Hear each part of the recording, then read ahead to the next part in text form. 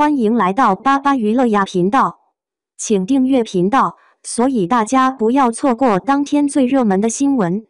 我们今天的时事通讯包括以下内容：诚意，古偶江湖里的苦行僧。怀柔影视基地的凌晨3点，莲花楼剧组突然炸开骂声。诚意赤脚站在满地碎瓷片上，鲜血顺着脚踝蜿蜒成溪。这是第37次重拍李莲花毒发戏，导演抄起喇叭吼：“用替身，马上处理伤口。”他却弯腰捡起染血的玉佩，眼底泛起李莲花式的淡笑。这时候他越痛，就越要笑得轻松。监视器前的女编剧突然背过身抹眼泪，她把自己活成了角色。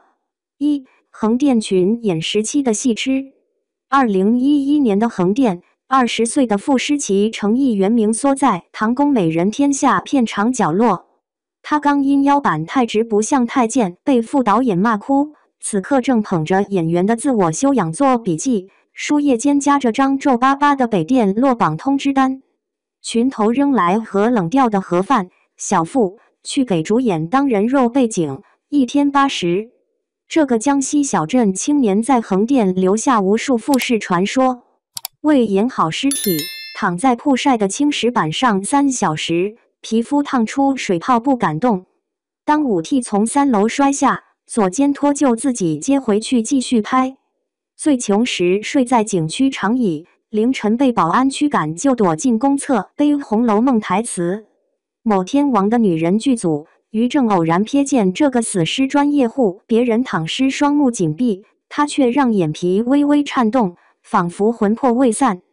3天后，傅诗琪改名诚意，签下人生第1份经纪合约。流量时代的笨演员。青云志林惊羽扮相惊艳全网时，诚意在后台用酒精棉擦拭化脓的耳洞，为贴合角色戴了3个月金属耳坠，耳骨几乎烂穿。粉丝送来的礼物堆成山，他却攥着张泛黄纸条发呆。那是7年前母亲塞进他行囊的。儿啊，实在熬不住就回家，妈养你。最疯的是拍沉香如屑，为呈现应渊君神魂俱灭的破碎感，他连续20天每天只睡2小时。有场受刑戏，钢丝生生勒进旧伤未愈的腰腹，血染红3层戏服。导演喊停后，他瘫在地上笑，这下真像被天条鞭笞800年的神仙了。古偶赛道的造局者。当同行用替身拍打戏时，诚意在莲花楼片场发明自虐式训练法，把周易绑在腿上练逍遥步，布鞋莫穿5双。为练出李莲花病弱但凌厉的眼神，盯着40瓦灯泡练聚焦。打戏套招必见血，美其名曰疼痛记忆法。某次威亚失控，他从3米高空摔进碎石堆，第一反应竟是摸出小镜子检查表情，掉下来时有没有维持住李莲花的体面。武术指导红着眼眶说，这年头还有把戏看得比命重的傻子。这种疯劲成就了古偶史经典画面，李莲花屋顶独酌时颤抖的指尖，是诚意为体验毒发特意服用的治颤药物。东海决战戏被浪拍进礁石群，他顶着脑震荡拍完相宜太监绝杀镜头。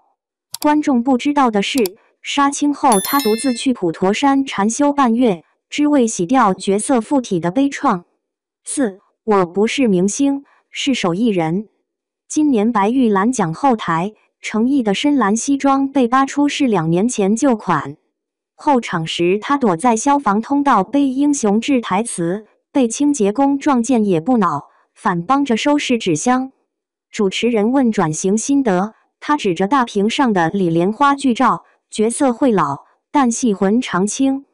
现在的诚意依旧每天骑共享单车去仁义看话剧，会在凌晨3点给五指发打戏创意，被粉丝偶遇就塞1把润喉糖，天冷护好嗓子。某次直播翻车，他素颜展示为戏留的刀疤，这是卢云的军功章。从横店群演到古偶顶梁柱，诚意用了13年走完这场苦修。当行业热议流量转型时，他早已在深山片场种下莲花。就像莲花楼那句台词：有人弃剑如泥，有人终生不复。江湖夜雨这个固执的戏痴，正用最笨的方法，为素食时代的演艺圈守住一盏不灭的灯。